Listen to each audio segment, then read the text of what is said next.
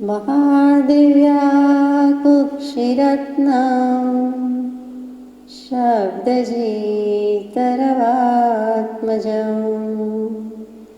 राजचन्द्रमहं वन्दे तत्तलोचनदायकम्।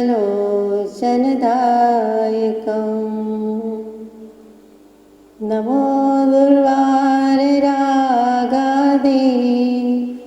वैरिवारनिवारिणे अर्हते योगिनाथाय महावीराय तायिने अज्ञानतिमिरान्धानां ज्ञानाञ्जनशलाकया चक्षुरुन्मीलितं येन तस्मै श्री गुरवे नमः। सत्श्रुतने नमस्कार, તારક ત્રિપુટીને નમસ્કાર, અસીમ ઉપકારી આત્માને નમસ્કાર, મહાવિત્રોને, મહાવિત્રો સમાન મુરબ્બીઓ, મુમુક્ષુને નમસ્કાર. પરમ કૃપાળુ દેવી પ્રણીત વચનામૃતજી અંતર્ગત મોક્ષમાળા શિક્ષા પાઠ 13 જીનેશ્વરની ભક્તિ ભાગ 1. 12મો પાઠ ઉત્તમ ગૃહસ્થ યથાશક્તિ વિચારણા કરી આચરણા કરવાની છે.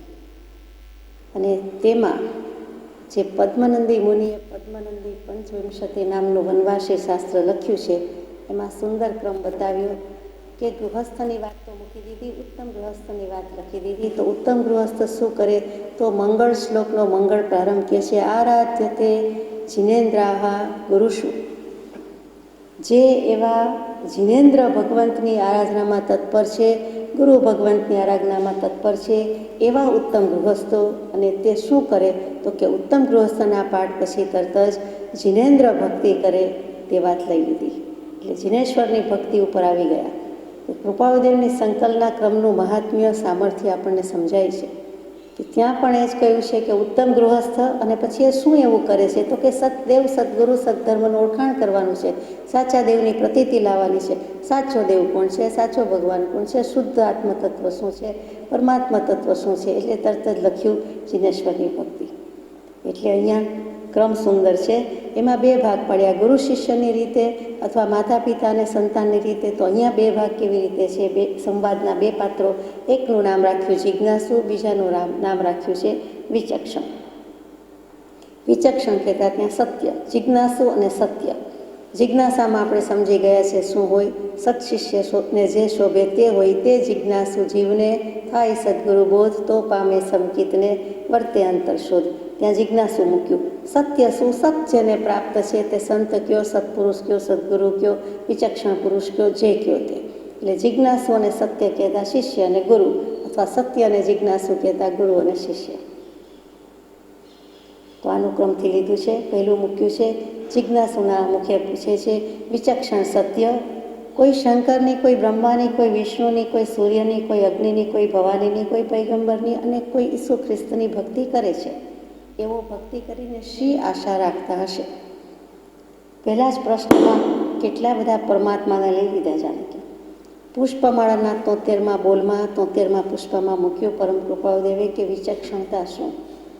જો આજના દિવસે તું આટલી વિચક્ષણતા હોય તો એનો વિચાર કરીને પ્રવેશ કરજે. નીચેની વસ્તુને બાદ ન આવે એવી રીતે વર્તન કરજે, તેનું નામ વિચક્ષણતા. વિચક્ષણ રહીને વર્તન કરજે. નીચેની વસ્તુ કહેતા આરોગ્યતા, મહત્તા, પવિત્રતા અને ફરજ. આ 4 વસ્તુને બાદ ન અણાય તે રીતે. એટલે કે આ 4 વસ્તુનો ત્રૈકાલિક નિષેધ થઈ શકે તેમ નથી. બાદ ન અણાય એનો નિષેધ થઈ શકે તેમ નથી.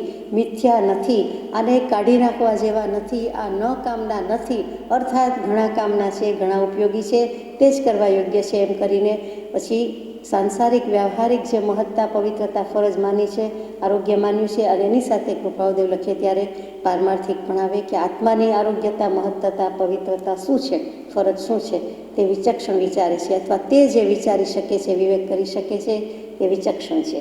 એટલે વિચક્ષણ સત્ય એને નક્કી કરી શક્યા છે, સારાસારનો વિવેક જાણે છે. એટલે કે સદગુરુ તત્વને સંબોધીને કહે છે, હે વિચક્ષણ સત્ય, કોઈ શંકરની સ્તુતિ કરે છે તો તેઓ ભક્તિ કરીને શી આશા રાખતા હશે? કોઈ શંકરની ભક્તિ કરે. શંકર એટલે શું? તો આપણને પેલું યાદ આવે તે શિવજી, મહાદેવજી. તો શિવ શું? શંકર શમ કરોતી. શમ શું? શમ શાંતિને સુખને લાવે છે. શાંતિ અને સુખના કરનારા છે તે શંકર છે. કલ્યાણના કરનારા છે, સુખના કરનારા છે, એની સ્તુતિ કરે છે. તો પછી શંકરની સ્તુતિ કરીને શું ફળની આશા રાખતા હશે? ભક્તિ કરીને શી આશા રાખતા હશે? પૂછ્યું છે. આપણે શંકર ભક્તને, શિવ ભક્તને જરૂર પૂછવાનું બંધ થાય. અને શું ભક્તિ કરવાની અને એનું ફળ શું મળે છે વગેરે વગેરે. એમનો મંત્ર પણ આપણે જાણીએ છીએ. ઓમ, પછી ત્રંબકમ ત્ર્યંબકમ યજામહે સ્વાહા, એ જાણીતો મંત્ર છે. જેમ ગાયત્રી મંત્ર છે તેમાં મૃત્યુંજય મંત્ર છે. તો એ શંકરની વાત ઘણી આપ જાણો છો, શિવજી અને પાર્વતી.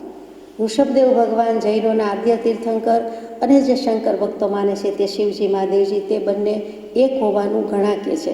સંસ્કૃતિના સર્જક, આ કાળની અપેક્ષાએ આ સંસ્કૃતિના સર્જક, આદ્ય સંસ્કૃતિના સર્જક શ્રી ઋષભદેવ ભગવાન. તો શંકર માટે પણ એમ જ કહેવાય છે, શિવજી માટે પણ. તેમણે પણ સંસ્કૃતિ રચી, બધું જ શીખવાડ્યું, બધું સર્જન કર્યું. અને પાર્વતીજીને ઉપદેશ આપતા હોય, બોધ આપતા હોય, એમ બધો જ સંવાદ રૂપે મૂકેલું છે. પાર્વતીજી પૂછતા જાય, શિવજી કહેતા જાય. અને બધા પુરાણોમાં આવી વાત બહુ સુંદર રીતે આલેખેલી છે. જેમ રાવણ ઋષિની સંહિતા છે, રાવણ સંહિતા પણ છે, એનું પણ કેટલું માન છે, કેમ કે ઋષિ હતા, તપો ઋષિ હતા.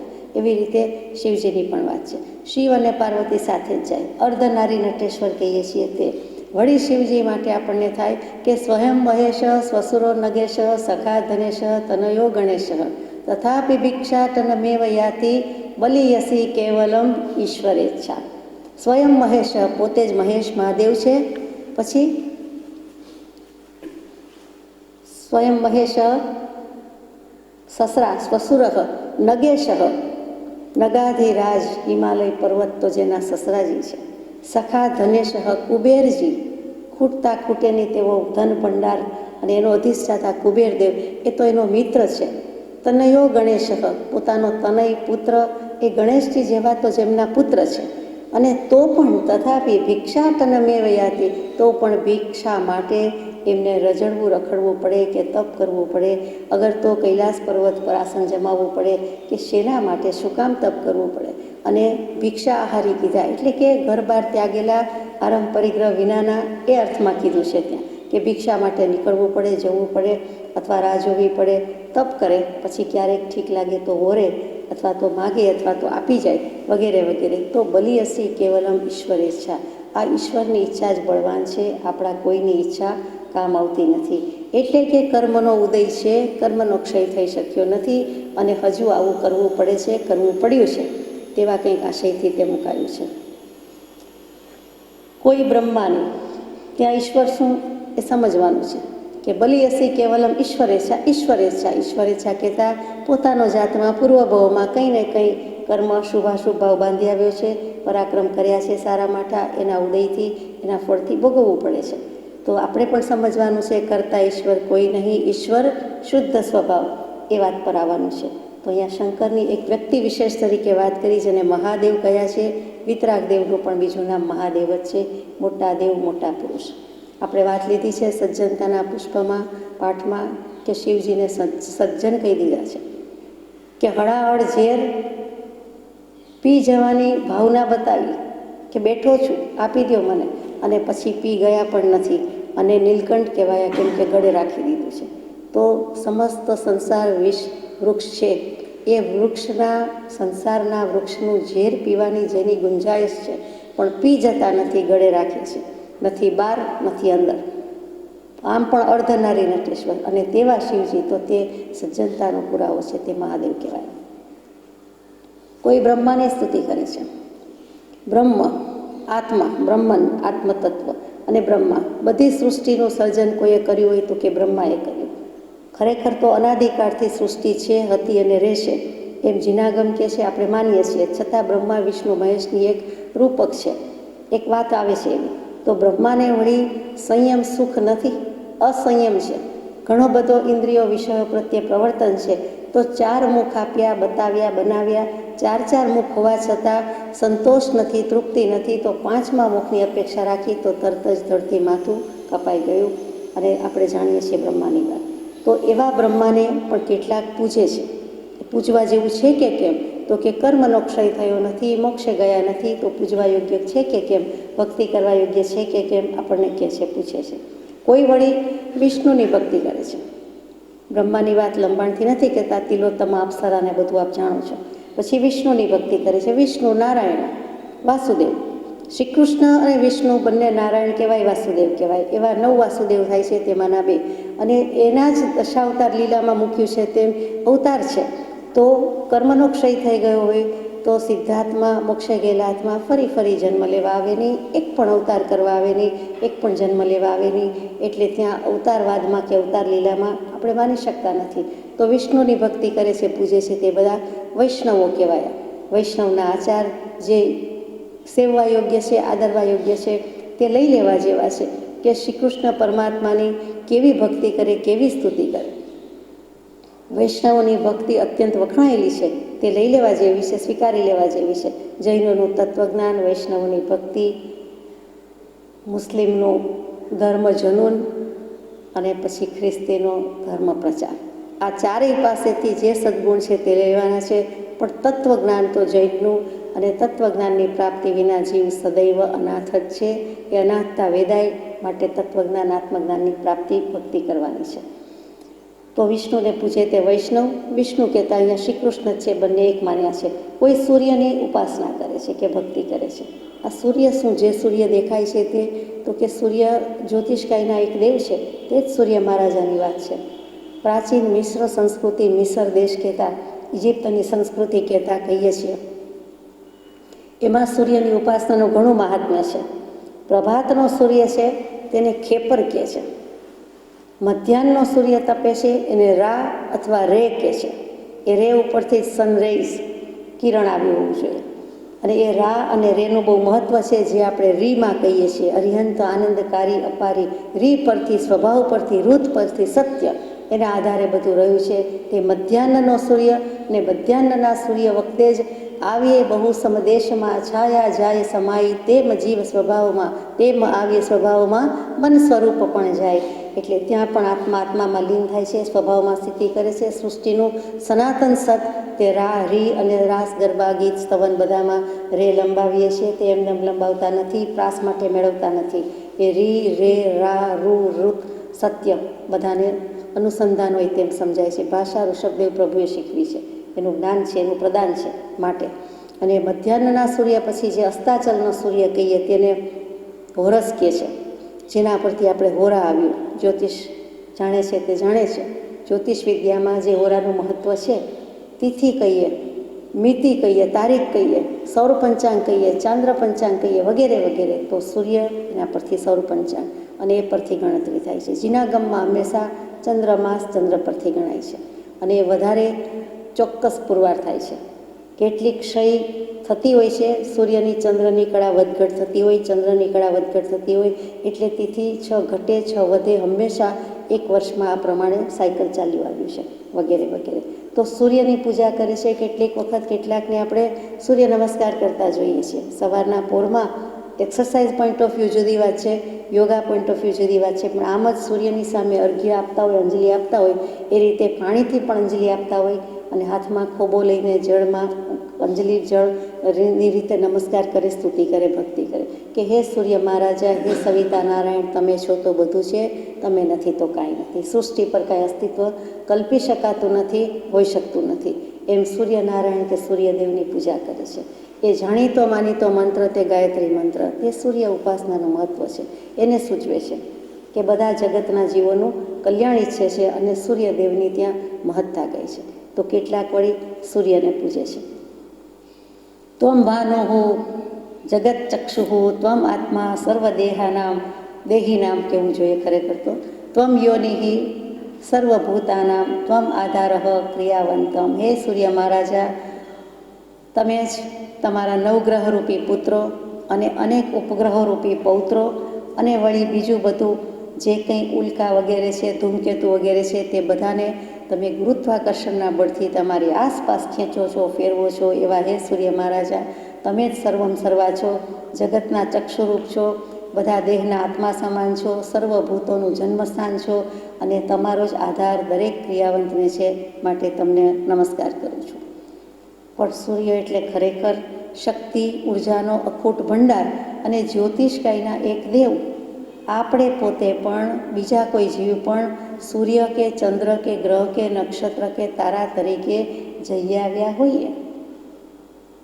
અનંતકાળના પરિભ્રમણમાં આપણા બેઠેલામાંથી અગર બીજા બધા જે કોઈ જીવો આત્મા ઓળખીએ છીએ તેમાંથી કોઈ થોડોક કાળ માટે સૂર્યદેવ થઈ આવ્યા હોય, કોઈ ચંદ્રદેવ થઈ આવ્યા હોય, કોઈ તારા, કોઈ જ્યોતિષી, કોઈ ગ્રહ. કેમ કે જ્યોતિષ કંઈના દેવ છે, જેમ અહીંયા મનુષ્ય છે, પછી નરકમાં નારકો કહીએ છીએ, તિર્યંજ ગતિ છે. તો એ રીતે એ પણ બને. અનંતકાળના પરિભ્રમણમાં અનંતા જીવ મળ્યા છે, અનંતા જન્મ મળ્યા છે, તો આ રીતે હોઈ શકે છે.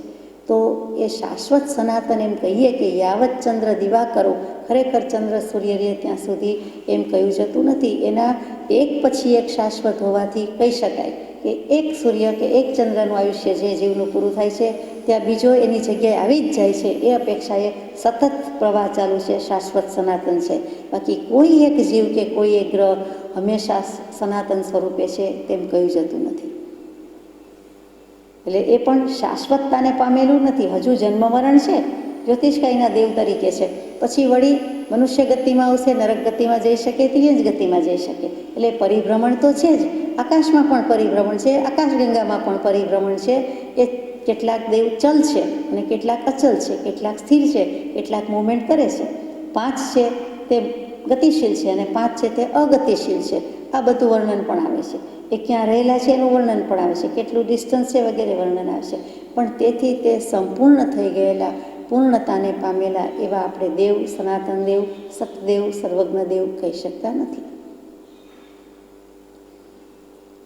ત્યાર પછી વાત લીધી છે કોઈ અગ્નિની પૂજા કરે છે. ખાસ કરીને પારસી અગિયારી કહેવાય. એમાં હંમેશા 24 કલાક અખંડ ધૂપ દીપની જેમ, ત્યાં ધૂપ દીપ શબ્દ નથી, આતશ અગ્નિ હર હંમેશ જલતો પ્રજ્વલતો હોય છે. ચેતન તત્વ જીવે છે, જીવી રહ્યું છે, આત્મા છે તો બધી ધામધૂમ છે એવા આશયથી હશે, પણ છે ખરું. હવે અગ્નિની વાત લઈએ ત્યારે અગ્નિના 3 પ્રકાર, 5 પ્રકાર, 6 પ્રકાર એમ ઘણા પ્રકાર મૂકેલા છે. શાસ્ત્રોમાં, વેદોમાં વાંચો તો ઘણું બધું આવે. અગ્નિને મોટો દેવ કયો છે. ઋગ્વેદમાં પણ અગ્નિ વિશે ઘણું કહેવાયું છે, ઘણા પુરાણમાં ઘણું કહેવાયું છે. એટલે એની ઉપેક્ષા થઈ શકે તેવું નથી. તો જઠરાગ્નિ તો મોટામાં મોટો છે જ. ભૂખ લાગે છે બધાને એટલે જઠરાગ્નિ સૌથી મોટો, પેલું નામ એનું જ લેવાય. પછી દાવાગ્નિ, દાવાનળ લાગે છે, સંસાર દાવાનળ જ છે.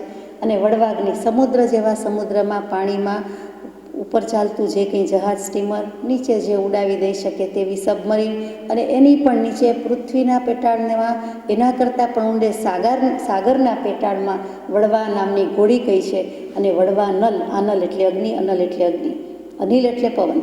તો એ વડવાનલ રહેલો છે એટલે એ કોઈક વખત સત્યાનાશ વાળી નાખે છે. આપણને સુનામી રૂપે નાનું મોટું સ્વરૂપ જોવા મળે, સાંભળવા મળે, પણ ખરેખર એના પાતાળમાં, પેટાળમાં રહેલો જ છે. એટલે જઠરાગ્નિ, દાવાગ્નિ, વડવાગ્નિ. આયુર્વેદમાં પણ અગ્નિ મુકાયા છે, ભીમ, દિવ્ય અને જઠરાગ્નિ. પંચમહાભૂતોમાં પણ એક અગ્નિ તત્વ મુકાયું છે, એ આ જ છે. કર્મકાંડી હોય એટલે કે વેદાંત દર્શનમાં પૂર્વ મીમાંસા, તેમાં 6 પ્રકારના મૂક્યા છે. પહેલો ગાર્હપત્ય, બીજો આહ્વનીય, ત્રીજો દક્ષિણાગ્નિ, ચોથો સમ્યાગ્નિ, 5મો આવસથ્થ અને 6ઠું ઔપસનાગ્નિ. ઉપશમન ઉપરથી ઔપસમાગ્નિ. તો એમાં આહ્વનીય અગ્નિની વાત વધારે આવે અને દક્ષિણાગ્નિની એટલે આવે કે દક્ષિણ દિશામાં રહીએ છીએ. દક્ષિણ ભરત ક્ષેત્રમાં આપણે છીએ, ભરત ક્ષેત્રના સાઉથમાં આપણે છીએ, આપણે બધા જ છીએ. 5 ખંડ તેમાં રહેલા છે એટલે ત્યાં દક્ષિણાગ્નિની મહત્તા વધી જાય છે. પછી વેદોમાં દેવોનો પુરોહિત કોઈ કહેવાતો હોય તો તે અગ્નિ કહેવાય. ગોર મહારાજ, દેવોના પણ ગોર મહારાજ કયા હોય તો પુરોહિત રૂપે સ્થાપ્યા હોય તો અગ્નિ. એટલે જ કદાચ ગોર મહારાજ અગ્નિની સાક્ષીએ, અગ્નિદેવની સાક્ષીએ મંગલ ફેરા કરે છે. જે સંસારનું મંગલ થતું હશે, સંસારમાં મંગલ થતું હશે, પણ મોક્ષ ખાતે તો અમંગલ થાય છે. સંસારના ખાતામાં ખાતું પડે છે એટલે મોક્ષના ખાતામાં ખતમણી થતી નથી. તે અગ્નિની સાક્ષીએ કેટલું કરવામાં આવે છે તે. અગ્નિદેવને બુદ્ધિમાન દેવમાં મૂકેલું છે. કેટલાક જ દેવ બુદ્ધિમાનમાં મૂક્યા છે, એમાંનો એક મુખ્યમાં મુખ્ય તે બુદ્ધિમાન. અને કૃપાશીલ પણ કહેવાય છે, કેમ કે પ્રકાશના કિરણો મળે છે, ફેંકે છે તો એ કૃપા કરે છે, તો આ સૃષ્ટિનું અસ્તિત્વ કહેવાય છે, એનામાં સજીવતા આવે છે એમ કહેવાય છે. નહીં તો અંધારું સૃષ્ટિ તો હોય જ, ઘોર અંધારામાં પણ જીવોની ઉત્પત્તિ હોઈ શકે છે, નરકમાં પણ છે, અંધારામાં ભેજમાં તો વળી વધારે થાય આપણે જાણીએ છીએ, વગેરે વગેરે. અને પૃથ્વીનો અધિષ્ઠાતા કોઈ કહેવાતો હોય, માલિક કહેવાતો હોય અમુક અપેક્ષાએ, તો તે પણ આ સૂર્ય છે. દક્ષિણ પૂર્વ સાઉથ ઇસ્ટનો સ્વામી કહેવાતો હોય, કેટલીક વખત આપણે પૂર્વનું મહાત્મ્ય રાખીએ, કેટલીક વખત દક્ષિણનું, કે દક્ષિણમાં આ પ્રમાણે માથું રાખીને સૂવું નહીં, ફેસિંગ સાઉથ સૂવું નહીં, ઊંઘવું નહીં, એમાં પણ સૂર્યદેવની મહત્તા છે. સાઉથમાં ઉત્તરમાં માથું અને દક્ષિણની સામે જોઈને ક્યારેય સુવાય ઊંઘાય નહીં, દિવસ હોય કે રાત હોય, પૃથ્વીના પટ પર ગમે ત્યાં હોઈએ, પણ દક્ષિણાભિમુખ દક્ષિણ સામે મોઢું રાખીને આપણે ઊંઘતા નથી. તેવી જ રીતે સ્વાધ્યાય ભક્તિ કરતા નથી, સ્વાધ્યાય પણ કરવાની આજ્ઞા નથી. કંઈ પણ વિદ્યા અધ્યયન વગેરે, મંત્ર ઉચ્ચારણ વગેરે એ દક્ષિણમાં બેસીને દક્ષિણમાં મોઢું રાખીને નથી, એમાં ઊંઘવાની તો ખાસ ના કહી છે. પુરાણોમાં તે અગ્નિરસનો પુત્ર કહેવાયો છે, તે આ જ અગ્નિ દેવતા છે. વિષ્ણુ પુરાણમાં વળી બ્રહ્માનો જ્યેષ્ઠ પુત્ર, સૌથી મોટો પુત્ર કહેવાયો છે, તે પણ અગ્નિ દેવતા. એમના પત્નીશ્રીનું નામ છે તે સ્વાહા. ગમે ત્યારે સ્વાહા સ્વાહા કોળીઓ કરી જાય છે, આહુતિ આપીએ છીએ, તો તે સૂર્યદેવના પત્ની, અગ્નિની પત્નીનું નામ સ્વાહા છે. સૂર્યની પત્નીનું નામ રાંદલ એટલે રન્નાદે છે. જે રાંદલ માતાનું આહ્વાન કરતા હોય છે એમને ખબર છે કે શું કામ ભક્તિ કરે છે, સ્તુતિ ગાય છે, શક્તિ કરે છે વગેરે, તો ત્યાં સૂર્ય પત્ની તે રન્નાદે કહેતા રાંદલ. અને અહીંયા અગ્નિની વાત છે, કોઈ પણ વાતમાં સ્વાહા સ્વાહા કરીએ છીએ તે અગ્નિદેવની પત્નીના નામ છે. અને તેનાથી 3 પુત્રો થયા, તે 3 પુત્રોથી પાછા 45 અગર 49 પૌત્રો થયા, ઘણું કરીને 45ની વાત આવે. અને 45 પૌત્રો, 3 પુત્રો, અને કુલ પોતે 1 એટલે 49 અગ્નિ કહેવાય. આ અગ્નિદેવનું વાયુપુરાણ વગેરેમાં ઘણું જ વિસ્તૃત વર્ણન આવે. અને એક ટૂંકમાં વાત કહી દઉં કે યજ્ઞમાં ઘી પીને પીધું અને પાછું બીજું કાંઈ નહીં, અને ઘી પીધું એટલે અત્યંત અપચો, અજીર્ણ થયું, રોગી થયો, અને પછી બ્રહ્માની સલાહથી ખાંડવ વનમાં બળીને બાળીને સ્વસ્થ થયો પોતે, તે અગ્નિદેવ બળીને બાળીને. અને તેના કેટલાક બીજા નામ છે આપણે જાણીએ છીએ, આનલ ખાસ કરીને, પાવક કેટલાક નામ રાખે છે આવું, એટલે અનલ, પાવક, વહની, આતિશ, હુતભુક, દહન, હુતાશન, આગ, તપન. તપન એટલે આપણને તપસ્વી એ તપ યાદ આવે, પણ તપન કહેતા પણ અગ્નિ છે. બૌદ્ધના મંદિરમાં, બુદ્ધ ધર્મના મંદિરમાં એટલે કે બૌદ્ધ ધર્મીમાં દિક્પાલ મૂકે, 8 દિક્પાલ ત્યાં પણ હોય. એમાં એક દિક્પાલ બરોબર યાદ છે કે તેમાં પણ આ અગ્નિની જ મહત્તા છે, અગ્નિનું જ પ્રતીક છે કે એ અગ્નિ જ છે માનો ને. અને એક હાથમાં કમંડલું મુકાવે છે અને એક હાથમાં બીજી કોઈક વસ્તુ છે, કમંડલવાળો છે પણ એ અગ્નિદેવ છે. એમ થાય કે બુદ્ધ ભગવાન છે, તો બુદ્ધ ભગવાન નથી, પણ ત્યાં એના એક દિક્પાલ રૂપે બૌદ્ધ મંદિરમાં એની સ્થાપના કરવામાં આવે છે. ચાલો, તો કોઈક તેની પણ પૂજા સેવા કરે છે. એટલે અગ્નિ નામનું તત્વ અને એની સેવા પૂજા કરે છે. અગ્નિ તત્વ પાસેથી એની ભક્તિ કરતાં આપણને શું મળતું હશે? આપણા કર્મો બળી જાય એવી ભાવના ભાવી શકીએ, બીજું તો કાંઈ સમજાતું નથી. કોઈ ભવાનીની ભક્તિ કરે છે, તો ભવાની શું? ભવ કહેતા શંકર, અને ભવાની એટલે કે શંકરના પત્નીશ્રી, એટલે કોણ યાદ આવે? પાર્વતીજી. એટલે પાર્વતીજી એક નામ થયું, પણ પાર્વતીજી એ આદ્યાશક્તિ કહેવાય છે, તેના જ સ્વરૂપ છે, જુદા જુદા સ્વરૂપ છે. એટલે દુર્ગા કહો, કાલી કહો, પાર્વતી કહો, કાલી માતા કહીએ એટલે બધાને જુદું લાગે, પણ જે નવદુર્ગા કહીએ છીએ, નવચંડી યજ્ઞ કહીએ છીએ, તે બધી જ શક્તિમાં આ દુર્ગા, ચંડી, પાર્વતી, ભવાની બધું એક અને એક. બીજા તો અનેક નામ છે, પણ આ મુખ્યત્વે શક્તિનો મહિમા છે. અને ત્યાં પાર્વતીજીની ભક્તિ કરે છે, એટલે કે ભવાની માતા, તો તેની સ્તુતિ ભક્તિ કરે છે. વિચારવા જેવું છે. કોઈ પૈગંબરની ભક્તિ કરે છે, તે પેલેસ્ટાઈનમાં થઈ ગયેલા તે પૈગંબર. પૈગામ એટલે સંદેશો, અમે ભગવાનનો સંદેશો લઈને આવ્યા એટલે અમારું નામ પૈગંબર, અમે પૈગંબર કહેવાયા. એમ મહમ્મદ પૈગંબર થયા તે, પણ ખરેખર તો પૈગામ પરથી પૈગંબર થયું, અને તે પેલેસ્ટાઈનવાળા.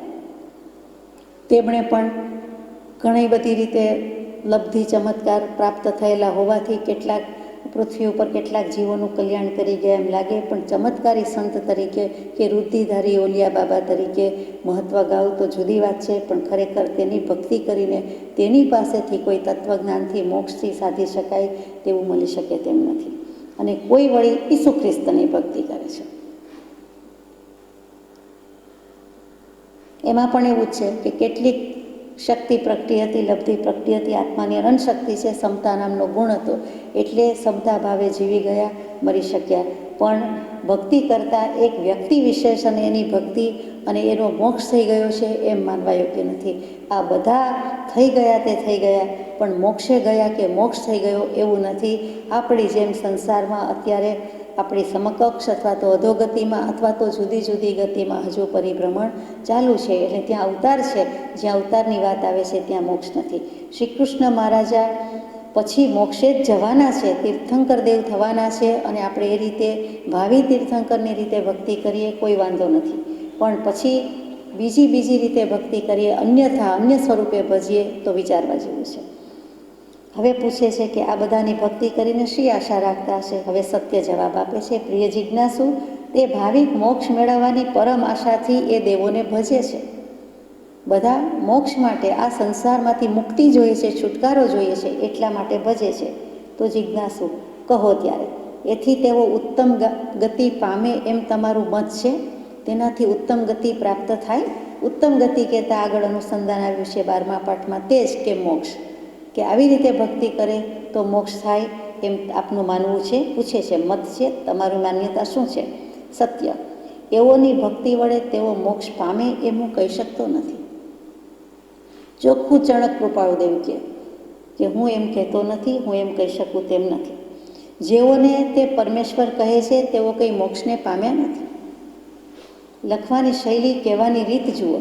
હું કહી શકતો નથી એટલે આમ unable to say, unable to opine એમ નથી.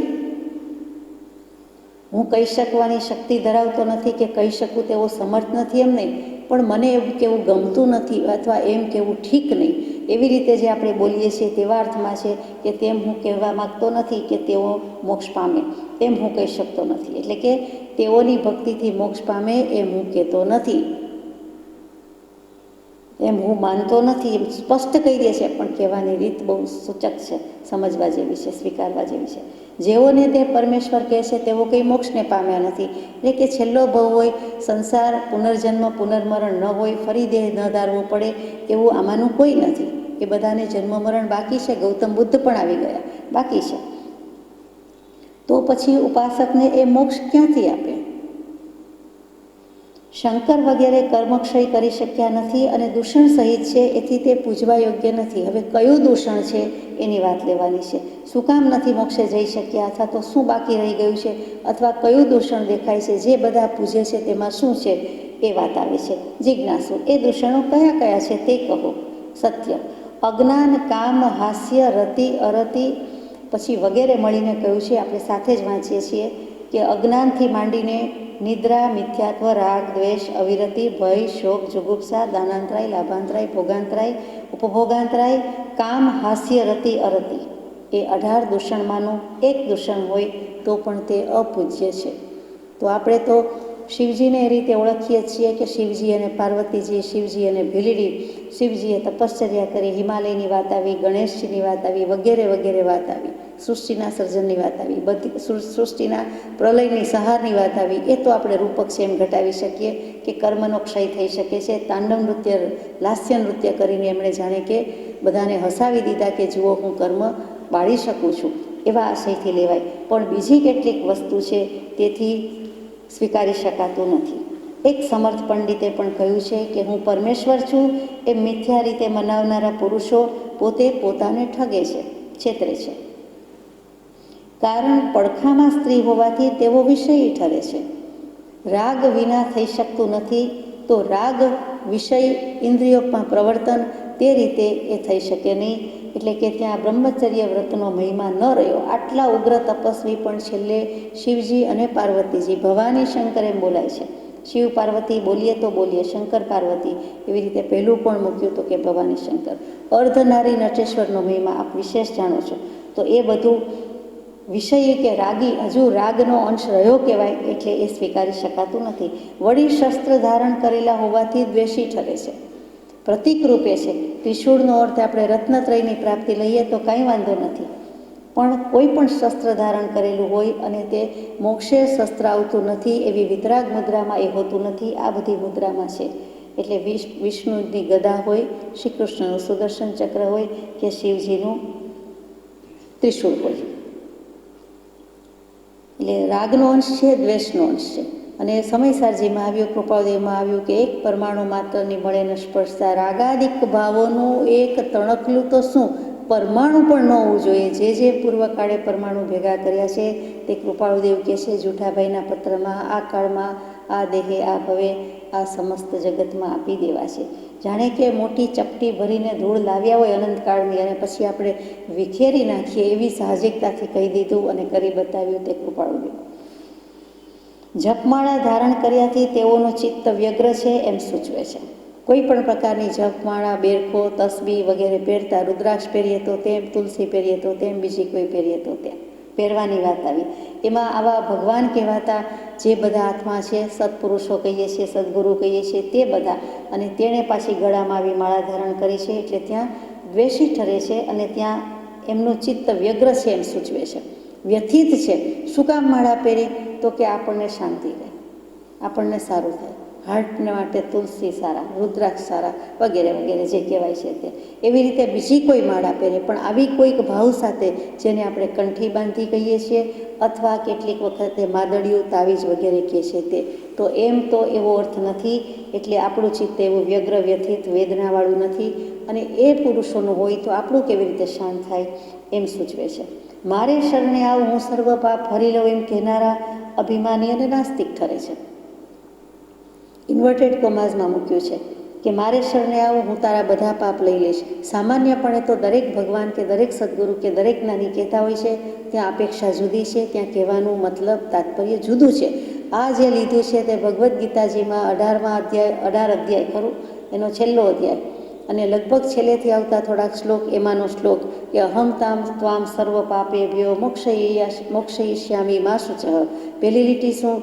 તો કે સર્વ ધર્માન પરિત્યજ્ય મામેકમ શરણમ વ્રજ અહમ ત્વામ સર્વ પાપેભ્યો મોક્ષયિષ્યામિ મા શુચઃ. હે જીવો, તમે બધા ધર્મ છોડીને મારે શરણે આવો અને હું તમારા બધા પાપોનો, સમસ્ત પાપોનો, કર્મનો સમૂહ બાળી નાખીશ. હું તમને તેમાંથી છુટકારો મેળવીશ. જીવ દરેક જુદો છે, દરેકના કર્મ પોતે બાંધ્યા છે, પોતે ભોગવવા પડે, પોતે છોડવા પડે. એમ કહ્યું જતું નથી. સામાન્યપણે કહેવાય છે ત્યારે પણ કહેનારનું અભિમાન છે કે તમારે આ કામ કરો ને પાપ લાગે તો મારા પર, દોષ લાગે તો મારા પર, કર્મ લાગે તો મને આપી દેજો. એક કોઈ વખત શાબાશી આપવા, કોઈ વખત પ્રેરણા કરવા, ઉત્સાહપૂર્વક કહેવાતું હોય અલગ વાત છે, પણ એમાં અભિમાનનો અંશ છે. હું આટલું તારું પાપ લઈ શકું, તારા દોષ દૂર કરી શકું, હું તારા કર્મ લઈ શકું, ત્યાં પોતાનું કહેનારનું અભિમાન પણ છે. નાસ્તિક એટલે ત્યાં દરેક જીવ કર્મ બાંધે છે અને એણે જ નાશ કરવાનો છે, પોતે જ પોતાના કર્મનો બ્રહ્મા વિષ્ણુ મહેશ છે, એ ભાવમાં આસ્થા નથી. એ સિદ્ધાંતની આસ્થા ઉડી ગઈ, એ વખતે એ નાસ્તિક ઠર્યા. એટલે ત્યાં ચોખ્ખું કહી દીધું કે એમ કહેવામાં અભિમાન અને ન આસ્થા પણ, અશ્રદ્ધા આવી જાય છે. કૃપાળુદેવ તો કૃપાળુદેવ જ છે, લખવાની શૈલી ગજબની છે. એટલે તે અપેક્ષાએ તે યોગ્ય નથી. સામાન્યપણે આપણે જે અર્થમાં કહીએ છીએ, ઘટાવીએ છીએ, તે ઠીક લાગે છે, પણ અહીંયા ભગવાને ચોખ્ખું કહી દીધું છે. જો આમ જ છે તો પછી બીજાને તેઓ કેમ તારી શકે? વળી કેટલાક અવતાર લેવા રૂપે પરમેશ્વર કેવરાવે છે તો ત્યાં અમુક કર્મનું પ્રયોજન તે પરથી સિદ્ધ થાય છે કે હજુ અવતાર લેવાનો છે, જન્મ મરણ બાકી છે, અને તો પછી મોક્ષ થયો ગણાતો નથી. એટલે આવી રીતે જે સમંત ભદ્રાચાર્યજીએ કહ્યું છે તે 18 દોષ, શ્રુત પિપાસા જરાતંક જન્માંતક ભયસ્મયા ન રાગ દ્વેષ મોહાશ્ચ યસ્ય આપતઃ સહ પ્રકીર્ત્યતે. તેને અમે આપત પુરુષ, સર્વજ્ઞ પુરુષ, વિતરાગ પુરુષ, નિર્દોષ નર કહીએ છીએ. નિર્દોષ નરનું કથન માનો. તે જેણે અનુભવ્યું એમણે અનુભવ્યું છે આત્મતત્વ, અને પછી કહ્યું છે. એ જ વસ્તુ મોક્ષ પ્રાવૃતમાં આવે કે અષ્ટાદશ દૂષણ રહિત દેવ. તેને જ અમે સર્વજ્ઞ દેવ, વિતરાગ દેવ, નિર્ગ્રંથ દેવ, સપ્તદેવ, સનાતન દેવ કહીએ છીએ. બીજું હિંસા રહીએ ધમ્મે, હિંસા રહિત ધર્મ હોય એટલે કે દયા ધર્મ હોય, અર્થાત અહિંસા ધર્મ હોય, અષ્ટાદશ દૂષણ રહિત દેવ હોય અને નિગ્ધે પવ્યણે નિર્ગ્રંથનું પ્રવચન હોય, કેવલી પ્રરૂપિત તત્વ હોય. તો સતદેવ, સદગુરુ, સદ્ધર્મ. પછી સદહણમ હોય સંમત્તમ, તેની મને સદહણા હોજો અને તો મને સમ્યક્ત્વ થાય, તો હું સમ્યક્ત્વની પ્રાપ્તિ કરું. કેમ કે સાચા દેવ, સાચા ગુરુ, સાચા ધર્મની વાત મૂકી દીધી કે સાચા દેવ કહેતા 18 દૂષણ રહિત દેવ. પછી ધર્મની વાત આવી ત્યાં નિર્ગ્રંથ પ્રવચન, કેવલી પ્રરૂપિત તત્વ કહ્યું અને કેવલી પ્રરૂપિત તત્વમાં કેવલી લઈ લીધા. સાચા દેવ, સાચા ગુરુ, સહયોગીજીને જ બધું કહે છે, બાકી કોણ કહેવા આવે છે? અર્યંત પરમાત્મા લઈ લીધા. અને સાથે સાથે એમણે જે શરૂઆતમાં જ પહેલું મૂક્યું હિંસા રહીએ તમે, એટલે ત્યાં ધર્મ તત્વ આવી ગયું. અહિંસા ધર્મનું જ્યાં ઉદ્બોધન અને ઉપદેશ છે તે આ રીતે સાચા દેવગુરુ ધર્મની ઓળખાણ કરાવી છે. પછી જિજ્ઞાસુ કહે છે તો ભાઈ ત્યારે પૂજ્ય કોણ અને ભક્તિ કોની કરવી કે જે વડે આત્મા સ્વશક્તિનો પ્રકાશ કરે. પ્રકાશ તો કરવાની વાત આવી આત્માની, પણ તો હવે કરવું શું? આ બધામાં તમે આવી રીતે વાત કરો છો. તો હવે કહે છે સત્ય કે શુદ્ધ સચ્ચિદાનંદ સ્વરૂપ અનંત સિદ્ધની ભક્તિથી તેમજ સર્વદૂષણ રહિત, કર્મમળહીન, મુક્ત, નિરાગી, સકલ ભય રહિત, સર્વજ્ઞ અને સર્વદર્શી જિનેશ્વર ભગવાનની ભક્તિથી આત્મશક્તિ પ્રકાશ પામે છે. કેટલા વિશેષણ લખવા પડ્યા. બધા દર્શનની માન્યતા છે, એને સમર્થન આપવાનું નથી, અથવા તો એને સમર્થન આપતા શું દોષ લાગે છે, જે દોષ આ ભગવાને કાઢી નાખેલા છે. એટલે અષ્ટાદશ દૂષણ રહિત, ઊંટના 18 વાંકા કહીએ તેમ 18 વાંકા કાઢી નાખ્યા છે. એકેય વાંકું નથી. બીજા ખોટા નથી, વાંકા નથી, અધૂરા છે, અપૂર્ણ છે. બીજાને 2, 5, 10, 7, 17, 90, 99 માર્ક્સ મળતા હોય તો ભલે, 90 સુધી જાય તો ભલે, પણ આ દર્શન કે આ તત્વમાં 100% વાત મૂકી છે તેમ કેવું છે. સચ્ચિદાનંદ સ્વરૂપમાં ગઈ ઘણું કહી દીધું. શુદ્ધ સચ્ચિદાનંદ સ્વરૂપ, સતચિત આનંદ સ્વરૂપ, આત્માનું નિર્દોષ, નિર્મળ, નિર્ભેળ, પરમ પવિત્ર સ્વરૂપ છે. સર્વ વિભાવ પ્રભાવથી રહિત શુદ્ધ સ્વરૂપ છે. તેનું જ નામ સહજ સ્વરૂપ છે. અને એવો આત્મા, એવા આત્મા થઈને બેઠા છે તે અનંત સિદ્ધની ભક્તિ કરવાની છે. અનંત સિદ્ધ મૂક્યા કેમ કે 4 કર્મ અને બીજા 4 ઘાતી, 4 અઘાતી, 8 ક્ષય કરી નાખ્યો છે. સમસ્ત કર્મનો સંપૂર્ણ સર્વથા ક્ષય, તેનું નામ મોક્ષ. અને ત્યાં બેઠેલા છે માટે સિદ્ધ પહેલાં છે, એટલે સિદ્ધની ભક્તિ. પછી એને ઓળખાવનાર અર્યંત હોવાથી અર્યંતની ભક્તિ. સર્વદૂષણ રહિત, કર્મમલહીન, હવે કર્મનો મળ પણ કાંઈ નથી, એટલે ત્યાં સિદ્ધ ભગવંતના વિશેષણ છે. કર્મ નથી, કાયા નથી, કશાય નથી, કાલીમાં નથી, દેહ જ નથી, ત્યાં બીજું શું હોય? અને વળી મુક્ત છે, સર્વભાવથી મુક્ત કહી દીધું. ભાવાતીત, રૂપાતીત, ગુણાતીત, જે શબ્દ લાવો તે બધેથી મુકાઈ ગયા, છોડી દીધું, છુટકારો મેળવ્યો છે. સંસારથી છુટકારો તે મોક્ષ. નિરાગી, રાગ દ્વેષ રહિત થયા છે, સંપૂર્ણપણે નિરાગી છે. નિતાંતયા, હવે નિશ્ચિત કાળ માટે નિરાંતથી નિતાંત, હર હંમેશ માટે જે રાગ રહિત દશામાં રહેવાના છે તે. સકળ ભય રહિત, કોઈ પણ પ્રકારનો ભય નથી. હવે કાયા જ નથી તો ભય ક્યાંથી હોય? આ તો કેવલી ભગવાન છે, એને પણ હવે ભય નથી. એવા સર્વજ્ઞ, એક આત્માને જાણતા સમસ્ત લોકાલોકને જેમણે જાણી લીધો છે તે સર્વજ્ઞ, બધું જ જણાય છે અને સર્વદર્શી દેખાય છે તેવા ભગવાન, તેવા જીનેશ્વર ભગવાન. જીન કહેતા અવધિ જ્ઞાન, મન પર્યવજીન, અને સાથે સાથે જીનેશ્વર કહેતા તો તીર્થંકર દેવ અથવા તો બધા જ કેવલી છે તે. એ બધાને જીન કયો તો જીનેશ્વર કહેતા. તો જે 24 કે 20 જીન થાય છે તેની જ વાત આવીને ઊભી રહી. જીનેશ્વર ભક્તિ, જીનમાં પણ ઈશ છે જે તે. જીન કહેતા રાગ દ્વેષને જીતે તે કોઈ પણ આત્મા, એટલે કેવલી અર્યંત વગેરે. અને પછી જીનેશ્વર કહેતા સંપૂર્ણપણે જેમાં જીતી લીધું છે, સાથે સાથે એ જીત્યા પછી, દશા થયા પછી દેશના આપી શકે છે તે જીનેશ્વર ભગવાન. જેમ છે તેમ આત્મ સ્વરૂપ જોયા, જાણ્યા, અનુભવ્યા પછી ભલે થોડાક કર્મ, અઘાતી કર્મ બાકી છે તે જ ભવે ભોગવી લે છે.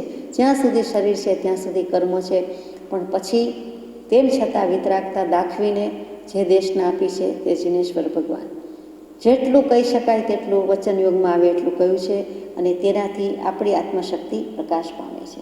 ટૂંકમાં કેવા જીનેશ્વર ભગવાન? તો વ્યાખ્યાનસારમાં આવ્યું હશે: પ્રશમ રસ નિમગ્નમ દૃષ્ટિયુગ્મમ પ્રસન્નમ વદન કમલમંક કામિની સંગશૂન્ય કરયુગમપી ધત્તે શસ્ત્ર સંબંધ વંદ્યમ ત્વસી તદસી જગતી દેવો વિતરાગસ્ત્વમેવ. પ્રશમ રસમાં જેમના બંને ચક્ષુ ડૂબેલા છે, જે આત્મામાં ડૂબેલા છે, એટલે એમના નયનમાં પણ બિલકુલ આત્મમગ્નતા છે, બીજું કાંઈ જ નથી. વિતરાગતા છે, નરી નિર્દોષતા છે, નરી અસંગતા છે, અને પૂર્ણપણે અસંગતા થાય ત્યારે તો મોક્ષ થઈ જાય છે. એ સિદ્ધ થઈએ મોક્ષ કયો છે, એટલે તદ્દન વિતરાગ છે, એટલે અસંગ અને પરમ પવિત્ર શુદ્ધ ઉપયોગ છે, એટલે પ્રશમ રસમાં નિમગ્નતા છે. દૃષ્ટિ યુગ્મ પ્રસન્ન, એટલે મુખ ઉપર આખા આત્મા ઉપર પણ પ્રસન્નતા જ છે, આનંદ જ છે. બંધારણ જ આખું એ છે, બીજું કાંઈ નથી. એ કંઈ કશાય નથી તો પછી આનંદ આનંદ જ હોય ને કર્મ નથી તો કાળાપણું હોય ક્યાંથી? બધું શ્વેત શુક્લ ધવલ ઉજ્જવલ. વદન કમલ મંકઃ કામિની સંગ શૂન્ય, અને કોઈ પણ કામિની સ્ત્રી, કોઈ પણ એટલે કોઈ પણ માતા, બેન, ભાભી, સ્ત્રી, પત્ની, કોઈના સંગથી શૂન્ય છે, ખોળો શૂન્ય છે. ખોળામાં કોઈ બેસાડતું નથી. ખોળામાં બેસાડે એ તો રાગ ભાવનો અંશ હોય તો જ બાજુમાં કે ખોળામાં કે સાથે બેસાડે, એટલે એ પણ નથી. કરયુગમપી શસ્ત્ર સંબંધ વદ્યમ, બંને હાથ હોવા છતાં એકેય શસ્ત્ર સાથે સંબંધ નથી, કોઈ કનેક્શન નથી. પોતે જ્યાં વસેલો છે તે દેહ સાથે દેહ ભાવ કે કોઈ કનેક્શન નથી, તો પછી શસ્ત્ર તો તદ્દન પર પદાર્થ થયો. એ શું કામ ધારણ કરે? એની સાથેનો સંબંધ પણ જેનો નથી. એવા તું એક વિતરાગ દેવ છે, અને જગતમાં તને વિતરાગ કહીએ છીએ અને ભજીએ છીએ. જિજ્ઞાસુ, એઓની ભક્તિ કરવાથી આપણને તેઓ મોક્ષ આપે છે એમ માનવું ખરું? તે મોક્ષે જતા રહ્યા, એ કંઈ આપણું કરવા કાંઈ કરે બરે નહીં. તો પૂછે છે, સત્ય જવાબ આપે, ભાઈ જિજ્ઞાસુ, તે અનંત જ્ઞાની ભગવાન તો નિરાગી અને નિર્વિકાર છે. એમાંય અર્યંતમાંથી સિદ્ધ થયા એટલે કે નિરંજન પદને પામ્યા એટલે સિદ્ધ શિલા પર બિરાજમાન થયા. એ વળી આપણું અહીં બેઠા શું કલ્યાણ કરી શકે? ત્યાંથી કાંઈ કરે નહીં. જો કરે તો કોનું કરે ને કોનું ન કરે, અને એવી રીતે તો કાંઈ છે નહીં. તો પછી નિર્વિકાર છે, કોઈ પરિવર્તન આવતું નથી, એમના ભાવમાં પર્યટન થતું નથી, પરિવર્તન આવતું નથી. વિકાર એટલે ત્યાં ફેરફાર, પર્યાય, પરિણમન એ કાંઈ થાય નહીં. સિદ્ધ છે એની સિદ્ધ પર્યાય સમય સમયે પોતાના આત્મગુણોમાં પરિણમન છે. કાયા તો છે નહીં, અને કોઈનું કાંઈ કરી શકે નહીં. કરવા આવે પણ નહીં, કરવા ઈચ્છે પણ નહીં. ઈચ્છા હોય તો હે ઈચ્છા દુઃખ મૂલ, જબ ઈચ્છા કા નાશ તબ મીટે અનાદિ ભૂલ, એટલે એ તો હોય જ નહીં. એ કાંઈ કરે નહીં, ડાયરેક્ટ કોન્ટેક્ટ કાંઈ નથી. ઇન્ડિરેક્ટલી તો કે સહયોગી જીન જે બધા છે, સદગુરુ તત્વ છે, સદેહે વિચરમાન જે જીવન મુક્ત પુરુષો છે, દેહ છતાં દેહાતીત દશાવાન છે, તે કરી શકે. પણ અને એ પણ એમની ભક્તિથી, સ્તુતિથી. પોતે કરી શકે એમ માનવું એ પોતાના પક્ષે ભૂલ છે, પણ સદ શિષ્યના મુખે કહેવાય કે બરોબર છે, એવું ઉત્કૃષ્ટ નિમિત્ત હોય તો અમારું ભક્તિ કલ્યાણ વગેરે થાય. એને સ્તુતિ નિંદાનું આપણને કંઈ ફળ આપવાનું પ્રયોજન નથી. એ કંઈ આપણે સ્તુતિ કરીએ કે નિંદા કરીએ એ કંઈ આપણી સાથે રાગદ્વેષ કરે નહીં. હમણાં એમનું બુરું બોલવા માંડીએ તો આપણે દંડાઈએ, આપણને દોષ લાગે, એમને કાંઈ ફેર પડતો નથી. આપણો આત્મા જે કર્મદળથી ઘેરાયેલો છે તેમજ અજ્ઞાની અને મોહાંધ થયેલો છે તે ટાળવા અનુપમ પુરુષાર્થની આવશ્યકતા છે. કર્મનો સિદ્ધાંત આવીને બેઠો કે જે કર્મદળથી ઘેરાયેલો છે આપણો આત્મા, સંસાર છે, જન્મ મરણ છે, અનાદિકાળથી કર્મ લાગેલા છે. આત્મા પહેલો કે કર્મ પહેલાં વિચારવા જેવું છે, બંને સાથે જ છે. એ આવવાનું જ છે મોક્ષમાળામાં છેલ્લે. અહીંયા શરૂઆત કરી દીધી છે તો કે કર્મના દળથી ઘેરાયેલો છે, અને વળી અજ્ઞાની છે. આત્મા આત્મજ્ઞાન પામ્યો નથી, સમ્યક જ્ઞાન પામ્યો નથી, વળી મોહાંધ થયેલો છે, મોહમાં ભરપૂર છે, અંધ થઈ ગયો છે, કાંઈ જ દેખાતું નથી. દૃષ્ટિ સમ્યક કરવી જોઈએ એવું પણ એને લાગતું નથી. તો તે ટાળવા અનુપમ પુરુષાર્થની આવશ્યકતા છે. હવે એવું લાગે છે કે ટાળવો જોઈએ, તો એવી દૃષ્ટિ કેળવવા માટે, સુધારવા માટે તો સતદેવ, સદગુરુ અને સત્ધર્મનો પુરુષાર્થ આદરવો જોઈએ. એ ત્રણ તત્વનું ઓળખાણ કરવું જોઈએ, અને પછી એમ લાગે કે આ સત્ધર્મ છે તો જો ઈચ્છો પરમાર્થ તો કરો સત્ય પુરુષાર્થ. અહીંયા તો અનુપમ પુરુષાર્થ લખ્યો છે. આત્માના પુરુષાર્થને અનુપમ પુરુષાર્થ કહ્યો જાય છે. બીજી બધી જે મહેનત કરીએ છીએ એ પણ આત્મા જ કરે છે. એને ઉદ્યમ કહેવાય છે, એને મહેનત કહેવાય છે, એને સાહસ કહેવાય છે, એને કંઈક કાર્ય કરવાની ચેષ્ટા કહેવાય છે. પણ જ્યારે પુરુષાર્થની વાત આવે ત્યારે તો આત્માનો પુરુષાર્થ, ચાર પુરુષાર્થમાં ધર્મ, અર્થ, કામ અને મોક્ષ, તો કે ધર્મ અર્થ કામ એવા હોવા જોઈએ કે જેથી મોક્ષ પુરુષાર્થને પમાય. અનુપમ પુરુષાર્થ એટલે ત્યાં આત્મા જેની કોઈ સાથે સરખાવી શકતો નથી તેવો મોક્ષ પુરુષાર્થની આવશ્યકતા છે. મોક્ષને કોની સાથે સરખાવાય? મોક્ષના સુખને કોની સાથે સરખાવી શકાય? કોઈ સાથે નહીં, એની તુલના જ નથી. તત્તુલ્ય અભાવાત, હજી એને યોગ્ય કોઈ ઉપમેય ઉપમાન મળી શકતું નથી. મોક્ષનું સુખ કે આત્માનું સુખ સદેહે પહેલાં પોતે પ્રાપ્ત કરે તો કહેવાય કે આવી કોઈક શાંતિ, આવું કોઈક સુખ, આવો કોઈક આનંદ, બાકી ઉપમા આપી જતી નથી. તો તે પુરુષાર્થની આવશ્યકતા છે. સર્વ કર્મદળ ક્ષય કરી અનંત જીવન, અનંત વીર્ય, અનંત જ્ઞાન અને અનંત દર્શનથી સ્વસ્વરૂપમય થયા એવા જીનેશ્વરોનું સ્વરૂપ આત્માની નિશ્ચયને એ રિદ્ધિ હોવાથી એ પુરુષાર્થ આપે છે. પુરુષાર્થ લાવવો ક્યાંથી? તો કે જે પુરુષો અનંત જ્ઞાન, દર્શન, સુખ, વીર્ય, અનંત ચતુષ્ટયથી ભંડિત છે, પૂરેપૂરા વિરાજિત છે, એનું સ્વરૂપ વિચારશો તો આત્માની નિશ્ચય રહેતી જે રીતિ છે તે આ જ છે કે મારામાં પણ તે પડેલા જ છે, તે ગુણો મારામાં પણ છે, એમાં જરાય વધઘટ નથી, અંશ માત્ર વધઘટ નથી. મારામાં, તમારામાં, આપણા બધામાં. પણ કહેવાનું તાત્પર્ય કે એમણે પ્રગટાવ્યા, પ્રગટ કર્યા, ડબ્બી ખોલી નાખી. આપણે બોક્સમાં બોક્સ, એમાં બોક્સ, ડબ્બીમાં ડબ્બી, એમાં ડબ્બી, એમાં રત્ન રાખીને બેઠા છીએ.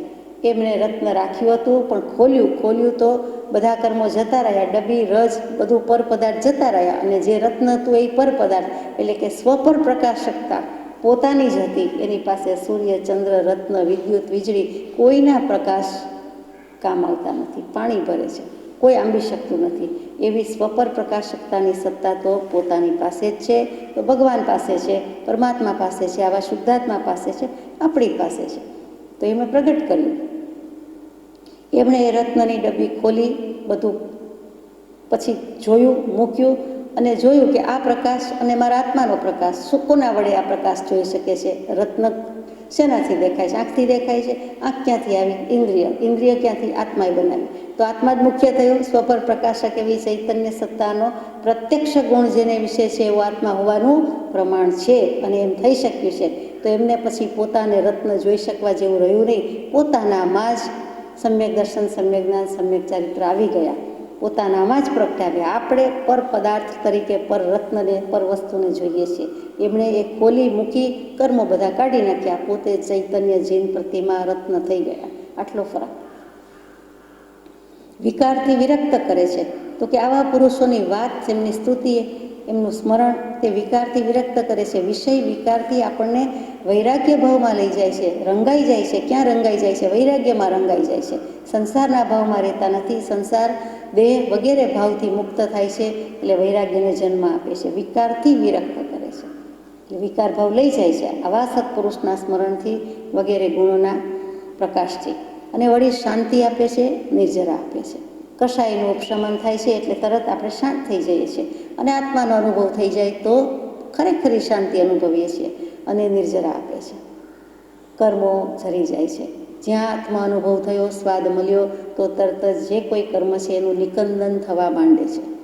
ધીમે ધીમે નહીં, ફટાફટ, ઝટપટ ઝરવા માંડે છે, ખરવા માંડે છે. કપડું ફાટતા જે ચર્ર અવાજ આવે છે, અંગારા ફૂટે છે ને તે તડતડ થાય છે, એમ ચરર અને તડતડ એ બધું કર્મના બંધન પોટલા ભરીને વગર દેખે, વગર જોઈએ આ પુરુષાર્થ એવો કે જેનું ફળ આવું મળે છે. એવા ફળમાં, એવા પુરુષાર્થમાં આપણને રસ છે. તલવાર હાથમાં લેવાથી જેમ શૌર્ય અને ભાંગથી નશો ઉત્પન્ન થાય છે. એક વસ્તુ પહેરતા જ તે પ્રમાણે ભાવ સ્ફુરી જાય છે. પગમાં શૂઝ, ચપ્પલ જે તે પ્રકારના પહેરતા આપણામાં ચમક દમક, પર્સનાલિટીમાં ફરક પડી જાય, બાહ્ય કે આંતરિક. તરત જ ભાવ એવા થઈ જાય. સ્લીપર્સ અમુક કદાથી પહેરીએ, વાપરીએ. એવા શૂઝ, એવા મોંઘા શૂઝ, એવી રીતે ચાલવા જવાનું હોય, દોડવા જવાનું હોય તો ત્યાં જ સ્પિરિટ આવી જાય કે હવે આ દોડવાના છે, આ ચાલવાના છે, આ ધીમેકથી ચાલવાના છે, આ સપાટ છે. તો તે પ્રમાણે આપણા ભાવ સ્ફુરે છે, આપણી ક્રિયા થાય છે. તો પછી તલવાર હાથમાં આપે તો આપણને તરત જ તલવાર વીંજવાનું, વાપરવાનું મન થઈ જાય. તો સુરાતન ચડે જ ચડે. તો એવી જ રીતે ભાંગ, શિવરાત્રિ આવી રહી છે, આપણે નામી ન લેવાય, આમાં લખ્યું છે એટલે વાંચીએ. તો ભાંગથી નશો ઉત્પન્ન થાય. ભલે ને સેજ જ ચાખે, સેજ જ લે, ભાંગ તે ભાંગ, નશો તે નશો, ચાખ્યું તે ચાખ્યું. ઉપવાસ હોઈને સેજ જ મોઢા પર મૂકીએ અથવા કોઈ મૂકી દે તો ભંગ જ કહેવાય ને, આછો પાતળો દોષ તો કહેવાય ને. તો પછી સ્વાદ લ્યો કે નહીં? તો તો એ ભાંગથી નશો ઉત્પન્ન થાય. એવું કોઈ પણ કેફી પદાર્થનું સેવન કે મોઢામાં મૂકતા ચાથી નશો ચડી જાય તો જીવે માન્યું છે. એમ દરેક વસ્તુમાં જો માન્યું છે તો તેમ કૃપાળુદેવ કે જે પાણીએ મગ ચડે તે પાણીએ, કે તલવારથી શૌર્ય આવી જાય, છરી ચપ્પુ આવે તો તરત જ એમ થાય કે આનાથી તો હવે ફ્રૂટ કપાય, વેજીટેબલ સમારીએ, કંઈક આપણે કરીએ, તો તરત જ એવા ભાવો સ્ફુરે, એવી ક્રિયામાં પ્રવર્તન થાય. તો આવા સત્પુરુષની વાત કરીએ તો આપણને કંઈ થાય નહીં. તેવા સત્પુરુષના ગુણ ચિંતવનથી આત્મા સ્વરૂપ આનંદની શ્રેણીએ ચડતો જાય છે. તેના માટે તો બધું છે કે સ્વરૂપ અરીસોય સ્વરૂપ બતાડે છે, પણ બાહ્ય સ્વરૂપ બતાડે છે. અને આ અરીસો, આ શુદ્ધ ભગવાનનો શુદ્ધ અરીસો, એ આપણને પ્રતિબિંબ પાડે છે કે તમારો ઉપયોગ આવો છે, તમારી સ્થિતિ આવી છે, તમારી દશા આવી છે, તમારા કશાય ઓછા થયા, વગેરે વગેરે ભગવાન કહે છે. તો ગુણ ચિંતવનથી સ્વરૂપ આનંદની શ્રેણીએ ચડતો છેલ્લી નિસરણીનું છેલ્લું પગથિયું શુક્લ ધ્યાન ત્યાં સુધી લઈ જાય છે આવા સત્પુરુષ સત્શ્રુતનું અવલંબન. દર્પણ હાથમાં લેતા જેમ મુખાકૃતિનું ભાન થાય છે, કેવો લાગુ છું, કેવું લાગે છે, તેમ સિદ્ધ કે જીનેશ્વર સ્વરૂપના ચિંતવન રૂપી દર્પણથી આત્મ સ્વરૂપનું ભાન થાય છે. એમનું ચિંતવન થતાં જ જીવને પોતાના સ્વરૂપનું ભાન વેદન થઈ જવું જોઈએ. ત્યાં સુધી આપણે એમનું ચિંતવન કર્યું નથી, અથવા તો ક્યાંક વાંધો છે. કાં તો અરીસો ડાઘવાળો છે, કાં તો આપણી દૃષ્ટિ ડાઘવાળી છે. આ તો ભગવાનની વાત છે. પરમેશ્વરનો અરીસો તો સાફ છે, બિલકુલ સાફ છે, તદ્દન નિર્દોષ છે. તો પછી દોષ ક્યાં આવ્યો? તો કે દોષ એના આરાધકો, એના અનુયાયી, આપણે એના મુમુક્ષુમાં કે એની દૃષ્ટિમાં હજુ મલિનતા છે, એટલે આત્મ સ્વરૂપનું ભાન થયું નથી. હવે શિક્ષાપાઠ 14 જીનેશ્વરની ભક્તિ ભાગ 2. જિજ્ઞાસુ કે છે, આર્ય સત્ય સિદ્ધ સ્વરૂપ પામેલા તે જીનેશ્વરો તો સઘળા પૂજ્ય છે, ત્યારે નામથી ભક્તિ કરવાની કાંઈ જરૂર છે? ચાલો માની લીધું, સ્વીકારી લીધું કે હે ભગવંત, એ બધા થઈ ગયા છે, તેમને સમયના વંદન છે, રોજ નામ લેવાનું, ભક્તિ કરવાની કાંઈ જરૂર? આપણો જ પ્રશ્ન એવું લાગે. સત્ય, હા અવશ્ય છે, જરૂર છે. અનંત સિદ્ધ સ્વરૂપને ધ્યાતા જે શુદ્ધ સ્વરૂપના વિચાર થાય તે તો કાર્ય, પરંતુ એ જે વડે તે સ્વરૂપને પામ્યા તે કારણ કયું? ફરીથી કે અનંત સિદ્ધ સ્વરૂપને ધ્યાન કરતા ધ્યાતા જે શુદ્ધ સ્વરૂપના વિચાર થાય તે તો કાર્ય થયું, રિઝલ્ટ આવી ગયું. પણ રીઝન શું? તો કે એ જે વડે તે સ્વરૂપને પામ્યા તેઓ કેવી રીતે આવું સ્વરૂપને પામ્યા, કઈ રીતે પામ્યા, તો તે કારણ કયું તે વિચારતા ઉગ્ર તપ, મહાન વૈરાગ્ય, અનંત દયા, મહાન ધ્યાન, એ સઘળાનું સ્મરણ થશે. ટૂંકમાં તેઓ કેવી રીતે પામ્યા? જવાય, મોક્ષે જવાય, જઈ શકાય, સાંભળ્યું, સ્વીકાર્યું, શ્રદ્ધા કરી, પણ તેઓએ એવું શું કર્યું? તેઓએ એવું શું કાઢી નાખ્યું? તેઓએ એવું બહારથી શું ગ્રહણ કર્યું? તો કે ગ્રહણ કરવાની વાત નથી. હતું તે કાઢી નાખ્યું. હતું શું? જે કાંઈ કર્મો, કશાય ભાવ હતા, બાળી નાખ્યા, કાઢી નાખ્યા, કાઢી નાખ્યા, જાડી નાખ્યા. તો રહ્યું શું? આત્મા તો બળ્યો બળતો નથી, કંઈ થતું નથી. આત્મા અજર અમર અવિનાશી છે, આત્મતત્વ રહી ગયું. એટલે એ રીતે કર્યું છે. એ રીતેમાં શું આવ્યું? તો કે તપ, વૈરાગ્ય, દયા અને ધ્યાન. એટલે જ્ઞાન, ધ્યાન, વૈરાગ્યમય ઉત્તમ જહાં વિચાર, એ ભાવે શુભ ભાવના, તે ઉતરે ભવપાર. એટલે જ્ઞાનનું મહત્વ આવી ગયું, ધ્યાનનું મહત્વ આવી ગયું. વૈરાગ્ય પાયામાં જોઈએ. અને શેનું ધ્યાન ને શું? તો કે અહિંસા ધર્મ. અને કોનું ધ્યાન? આત્મા જ આત્માની ધ્યાન કરે છે, બીજું તો કંઈ છે નહીં. એટલે આત્મભાવના વડે કરે છે, પણ આત્મભાવનામાં મૂળમાં શું જોઈએ? તો કે વૈરાગ્ય, પછી જ્ઞાન, પછી ધ્યાન, અને વચ્ચે રહી ગયું તે દયા, એટલે અહિંસા. પાલન શેનું કરે છે? અહિંસા ધર્મનું. એટલે અહિંસા શું છે? આપણને અહિંસા કહેતા માત્ર જીવદયાની રક્ષા એટલું જ, જીવદયા કે જીવ રક્ષા એટલું નથી, પણ સ્વસ્વભાવમાં રહેવું તે ઉત્તમ અહિંસા છે. ઉત્તમ ક્ષમા છે. ધર્મના 10 ગુણ રહેલા છે, એટલે તેને ઉત્તમ પરમ અહિંસક કહ્યું છે. એટલે ત્યાં તેવા સઘળાનું સ્મરણ કરતા તેઓના અર્હત તીર્થંકર પદમાં જે નામથી તેઓ વિહાર કરતા હતા, તે નામથી તેઓના પવિત્ર આચાર અને પવિત્ર ચરિત્રો અંતઃકરણમાં ઉદય પામશે, જે ઉદય પરિણામે મહાલાભદાયક છે. તે 24 જ કેમ થયા, તે 20 જ કેમ થાય? ભરત ઐરાવત ક્ષેત્રમાં 24 તીર્થંકર દિવસ થાય, અને મહાવિદ્ય ક્ષેત્રમાં વિસર્જ થાય અને તે એવા ઉત્તમ આચારવાળા કર્મવાળા જે હોય તે એમણે એવું શું કર્યું તો કે સ્વ સ્વરૂપની પ્રાપ્તિ કરી તીર્થંકર નામ કર્મ ઉપાર્જન કર્યું હતું, તેથી તીર્થંકર થયા છે. ઉત્તમ સૌથી ઉત્કૃષ્ટ સાતિશય પુણ્યવંતી તો કઈ પુણ્ય પ્રકૃતિ છે? તીર્થંકર નામ કર્મ. કર્મની જેટલી પ્રકૃતિ છે 148 158 એમાંથી સૌથી ઉત્કૃષ્ટ કે સર્વોત્કૃષ્ટ કયો? નંબર 1 બધા જાણે છે તીર્થંકર નામ કર્મ પ્રકૃતિ. એને કારણે તેમને આ બધું થયું, પણ મૂળમાં સ્વરૂપનું ભાન હતું અને એના મૂળમાં જ્ઞાન ધ્યાન વૈરાગ્ય દયા વગેરે પાળ્યા હતા. હવે તેવા પુરુષોના પવિત્ર આચાર ચરિત્રનો વિચાર કરવાનો છે કે તેઓ કેવી રીતે થયા. નેમનાથ ભગવાનને શું વૈરાગ્યનું નિમિત્ત હતું? પશુનો પોકાર સાંભળીને પરણવા નીકળેલી વ્યક્તિ પાછી જાય એટલે જેવી તેવી વાત છે? જાનને ઠેકાણે રહી, પોતે જાનવાળા થઈ ગયા, જાનમાં જાન હતી. ચૈતન્યને ચૈતન્ય તત્વનો રણકાર હતો, ટંકાર કર્યો અને પછી આત્મા થઈને રહ્યો, જાન થઈને રહી. એમ જાન કેવી છે? વર વિનાની જાન નહીં, વર સાથેની જાન. બીજી જાનનું જે થયું હોય તે પોતે તો જાન અને પોતે આજીમતીમાં પણ જાન રેડ્યો, બુજી ગયા કે આ રીતે મોક્ષે જઈ શકાય. આ રીતે નવભવનો સંગાત પૂરો કર્યો. એવી રીતે શ્રી કૃષ્ણ પરમાત્મા તો કે વાસુદેવ છે, અર્ધચક્રી છે, તો એની પાસેથી શું શીખવાનું છે? અહીંયા તીર્થંકર દેવની વાત છે. એણે એવું શું કર્યું કે ભાવિ તીર્થંકર થવાના? શ્રી કૃષ્ણ મહારાજા, ક્ષણિક મહારાજા એવું શું કર્યું તો એનો પણ વિચાર કરીએ.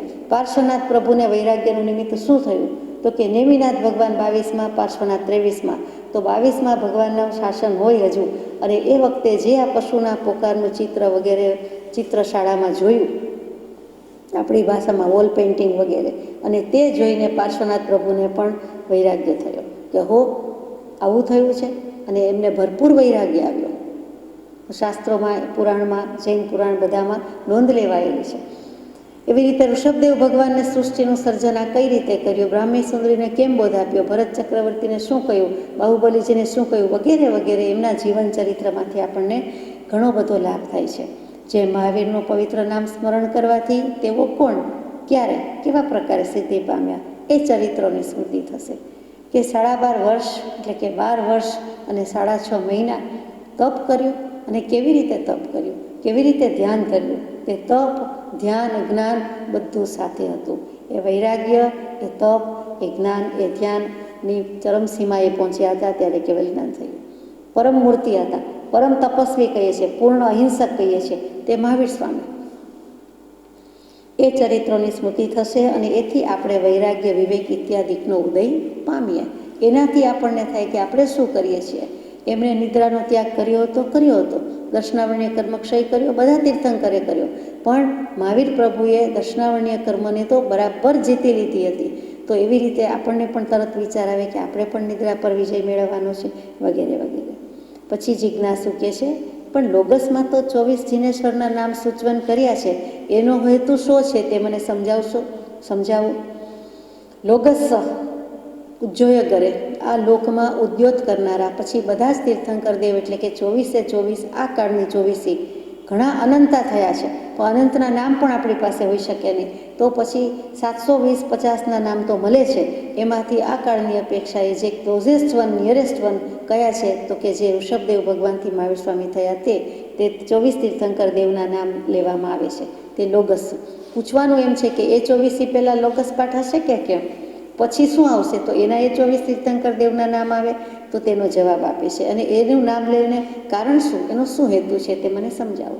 બધા ભગવાનના વિશેષણ જ મૂક્યા છે, 24 ભગવંતના નામ અને 24 ભગવંતના વિશેષણ છે બધા. સત્ય જવાબ આપે છે આ કાળમાં આ ક્ષેત્રમાં જે 24 જીનેશ્વરો થયા એમના નામનું સ્મરણ, ચરિત્રોનું સ્મરણ કરવાથી શુદ્ધ તત્વનો લાભ થાય એ એનો હેતુ છે. વૈરાગ્યનું ચરિત્ર વૈરાગ્ય બોધે છે. અનંત 24ના અનંત નામ સિદ્ધ સ્વરૂપમાં સમય સમયે આવી જાય છે. વર્તમાન કાળના 24 તીર્થંકરના નામ આ કાળે લેવાથી આ કાળની સ્થિતિનું બહુ સૂક્ષ્મ જ્ઞાન પણ સાંભળી આવે છે. જેમ એઓના નામ આ કાળમાં લેવાય છે તેમ 24ના નામ કાળ ફરતા અને 24 ફરતા લેવાતા જાય છે. એટલે અમુક નામ લેવા એવો કંઈ નિશ્ચય કે નિયમ નથી, પરંતુ તેઓના ગુણ અને પુરુષાર્થ સ્મૃતિ માટે વર્તતી 24ની સ્મૃતિ કરવી એમ તત્વ રહ્યું છે. તેઓના જન્મ, વિહાર, ઉપદેશ એ સઘળું નામ નિક્ષેપે જાણી શકાય છે. એ વડે આપણો આત્મા પ્રકાશ પામે છે.